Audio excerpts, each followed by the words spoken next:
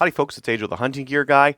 This is the Magpul X22 Hunter stock. It fits on 1022 style actions. It's modular in a couple of different ways. I'm going to take a closer look at this thing before we get too far. Mag's out, chamber's empty. We're good to look at this thing a little bit closer.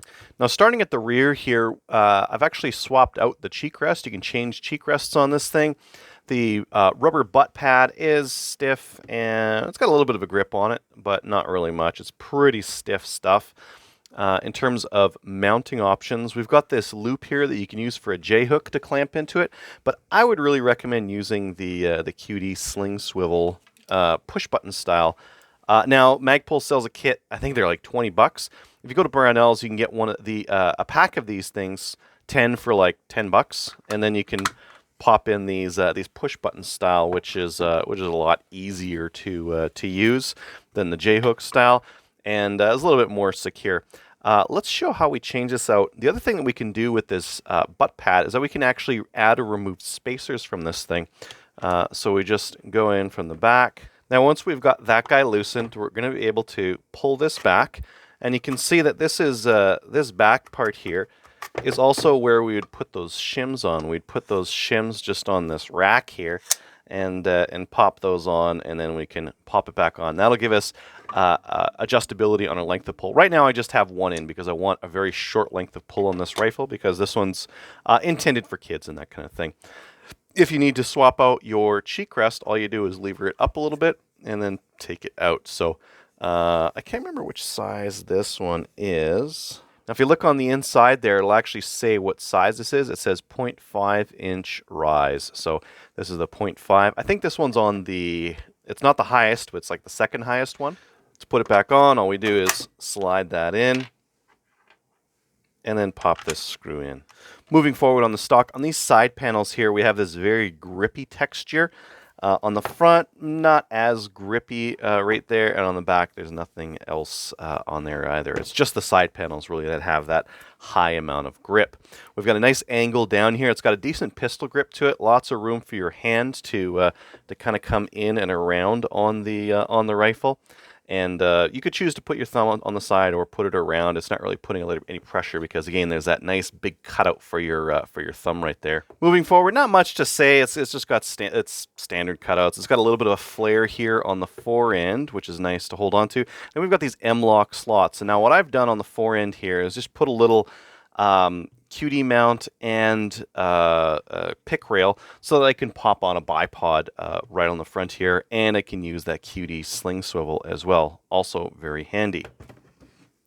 There are M-lock slots on the side, and as well there's a spot right here where you can put a shim underneath that you can shim the barrel with. Here we can see that shim. I don't actually have any pressure on this one, but you access it using a screw on the bottom, and you can use that screw to push the shim up into the barrel and give yourself some up pressure. Some people prefer to do that rather than free floating the barrel. With this one, I have free floated the barrel. It's actually got a little bit of flex in there because the barrel is free floated on this stock. Now to show you some of the other features, I'm going to have to take the stock apart. So I'm just going to pull this screw off here and show you what's going on inside this thing. To remove the stock, just like you do on a 1022, you kind of push the safety kind of in the middle, and you lever it off. Now I've got this extended magazine release, so I have to pull mine a little bit forward and then out to get the action loose. Now that I've got the action off, I can show you where that shim would go. It goes right in there, and it goes in there. Now this barrel tray is mirrored on the other side. This tray on this side is for a larger barrel, so it's great for the 0.9 inch barrels like this one. But if you have like a factory barrel, you would swap this thing around and you would run it that way, and it would just look a little bit nicer. You wouldn't have a huge gap around it. But for a large barrel, this is the channel that you need to use.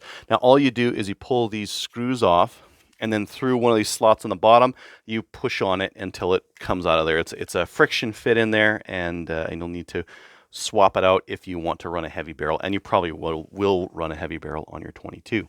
Now, one thing I noticed on this rifle specifically is that the stock didn't really get a great fit on the back, so it would match up on the middle, and it would kind of like rock in the action a little bit. And what I've chosen to do is add a little bit of aluminum tape right on that lug there to give it a little bit more pressure and to hold it in a little bit more securely. So that's now eliminated that back and forth rock that I had before. So there's a couple things that make this stock really solid, and there's a couple things on the stock that I think could be a little bit better.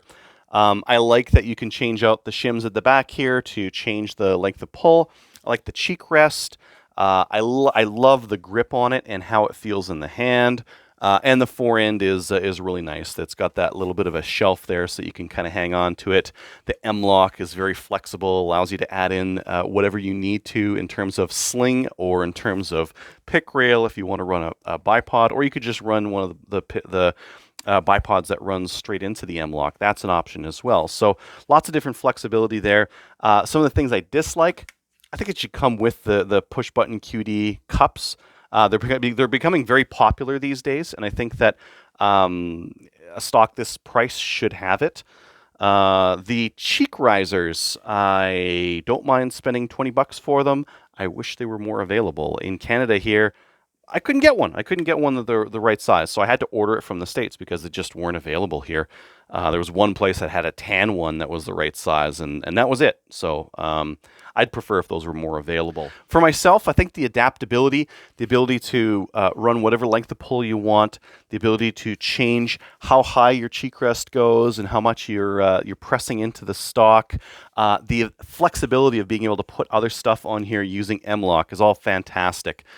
Personally, I like to use this M-lock rail to pop a quick detach bipod on there, or if I need to for the stage, or for if I'm going hunting or something like that, I could pop a sling on here, just like that, and then pop this other one onto the side. And now that's a very easy to carry, easily slingable rifle that I can also go into a hasty sling very easily as well. So that's very nice for maple seed, apple seed, or even just hunting and that kind of thing. It's nice as well because it does hold the rifle nice and snug on me. Now, is the X22 Hunter the best stock out there for the 1022? Not even by a long shot. I mean, there's lots of stocks out there for this thing. And because people have been customizing their 1022s for so long, the market's pretty competitive. There's lots of stuff out there that costs more that are just better stocks. Is there a better stock for the price point?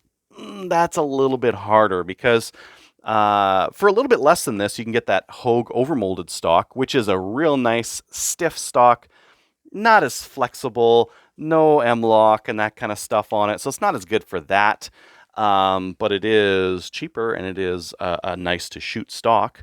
I think that for the price point, the X22 Hunter brings a lot of features. The weight isn't that bad. It's not that heavy of a stock. It's not as flexible or as precision rifle as some of the aluminum stocks that you can get for the 1022.